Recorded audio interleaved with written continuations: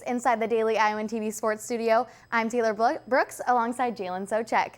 And Jalen, with that news, it wasn't necessarily a great start for Iowa football. No, it wasn't, Taylor, but let's not let that overshadow what a big day in college football it is, National Signing Day. Today, the Hawks signed 21 high school seniors, and we caught up with head coach Kirk Ferentz earlier to hear what he had to say on this year's recruiting class. Ferentz's biggest concern going into next season was bringing in more linemen.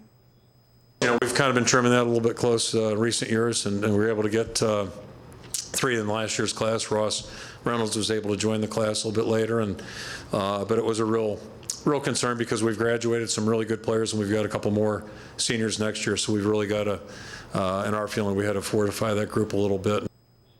Among the recruits, Iowa nabs 9 from Iowa, 4 from the Lone Star State, and 2 high school championship quarterbacks. But that'll wrap it up for our signing day coverage. You can take an extended look in tomorrow's print edition of the Daily Iowan.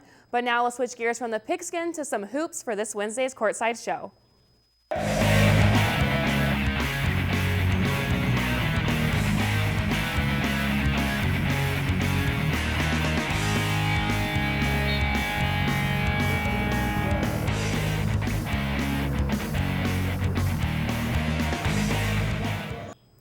Fran McCaffrey's squad has now lost 3 straight, but they look for some redemption against Michigan tomorrow night at Ann Arbor. But this not looking to be an easy one, with the Wolverines leading the overall series 91-59, while currently standing 10-4 on their home court.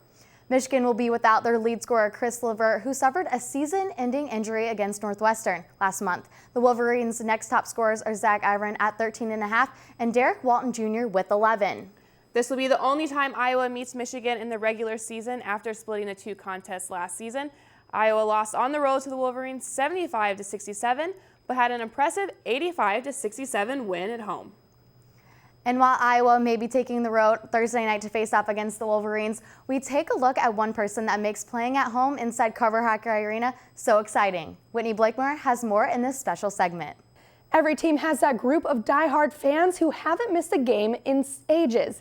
But Iowa has some super fans who are more than just your typical season ticket holders. They are part of the Hawkeye experience. I met up with one of these Iowa fans who says winning is one of his favorite words, not only because he roots for the Hawks to win, but more importantly, because it starts with the letter W.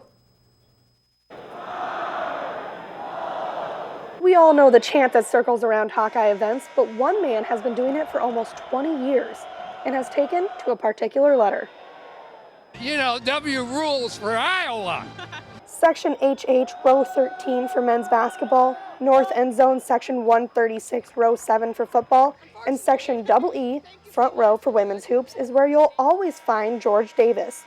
And all of those seats just happen to fall under the W section. It just happened to be a multi-syllable letter that only the intelligent people can yell. So I yelled W because it's got and you can't spell Hawkeyes without a W. This devoted Hawkeye fan has been to all home events for the black and gold through the good times and the bad. And even after rotator cuff surgery, it didn't stop him from cheering on the Hawks the only way he knows how.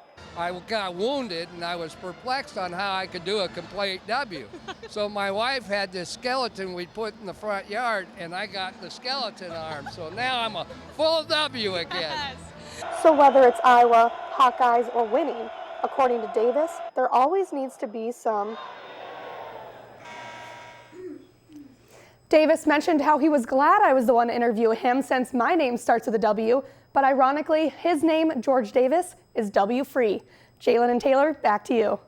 Thanks, Whitney, and you'll even be able to see the W guy tomorrow night inside Carver, where the women's team will be tipping off at 7 against Ohio State. The 16th ranked Hawkeyes are coming off a disappointing but very close loss to the 5th ranked Terrapins. Maryland edged Bluter's squad 93-88.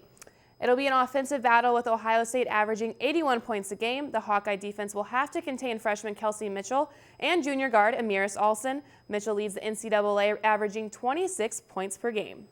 And before we go, wrestling will also be in action this weekend. We'll take a look at everything you need to know as they travel to Maryland to take on the Terrapins in Thursday's Mat Side Show.